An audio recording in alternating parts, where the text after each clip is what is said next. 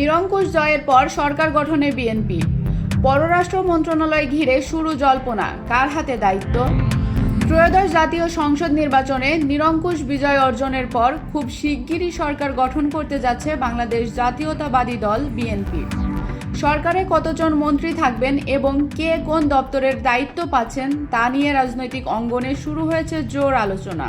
তবে এ বিষয়ে এখনও চূড়ান্ত সিদ্ধান্ত আসেনি বলে জানিয়েছে দলীয় সূত্র। বিএনপির একাধিক দায়িত্বশীল সূত্র জানিয়েছে, দীর্ঘ 17 বছর পর ক্ষমতায় ফিরে সরকার পরিচালনায় দক্ষ, অভিজ্ঞ ও আন্তর্জাতিক অঙ্গনে গ্রহণযোগ্য ব্যক্তিদের গুরুত্বপূর্ণ মন্ত্রণালয়ে দায়িত্ব দিতে আগ্রহী দলটির শীর্ষ নেতৃত্ব। এ লক্ষ্যে দলের স্থায়ী কমিটির বৈঠক সহ উচ্চ পর্যায়ে ধারাবাহিক আলোচনা চলছে। পররাষ্ট্র মন্ত্রণালয় ঘিরে আলোচনার কেন্দ্র। সরকারের গুরুত্বপূর্ণ দপ্তরগুলোর মধ্যে পররাষ্ট্র মন্ত্রণালয়ের দায়িত্ব কার হাতে যাবে তা নিয়ে সবচেয়ে বেশি আগ্রহ দেখা যাচ্ছে। দলীয় সূত্রের বরাতে জানা গেছে, বিএনপির স্থায়ী কমিটির সদস্য ও চট্টগ্রাম 11 আসন থেকে নবনির্বাচিত সংসদ সদস্য আমির খসরু মাহমুদ চৌধুরী পররাষ্ট্রমন্ত্রীর দায়িত্ব পেতে পারেন। উল্লেখ্য, তিনি অতীতে বিএনপি সরকারের আমলে বাণিজ্য মন্ত্রী হিসেবে দায়িত্ব পালন করেছেন এবং আন্তর্জাতিক বাণিজ্য ও কূটনীতিতে তার অভিজ্ঞতা রয়েছে।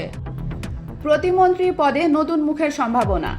পররাষ্ট্র প্রতিমন্ত্রী পদে বিএনপির কেন্দ্রীয় কমিটির সাংগঠনিক সম্পাদক শামা ওবায়েদ এবং বর্তমানে মেক্সিকোতে নিযুক্ত বাংলাদেশের রাষ্ট্রদূত মুশফিকুল ফজল আনসারী এর নাম আলোচনায় রয়েছে।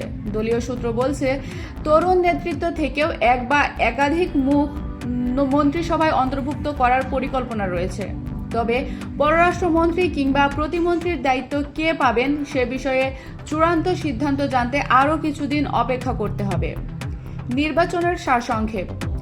এদিকে নির্বাচন কমিশন ইসি জানিয়েছে, ত্রয়োদশ জাতীয় সংসদ নির্বাচনে এখন পর্যন্ত বেসরকারিভাবে 297টি আসনের চূড়ান্ত ফলাফল প্রকাশ করা হয়েছে। এর মধ্যে বিএনপি এককভাবে জয় পেয়েছেন 212টি আসনে এবং বাংলাদেশ জামায়াতে ইসলামী জয় পেয়েছে 68টি আসনে।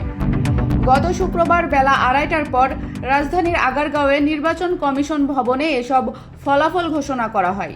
দ্রষ্টব্য, মন্ত্রিসভা গঠন ও দায়িত্ব বন্টন সংক্রান্ত সব তথ্য এখনও প্রাথমিক পর্যায়ের আলোচনা ভিত্তিক।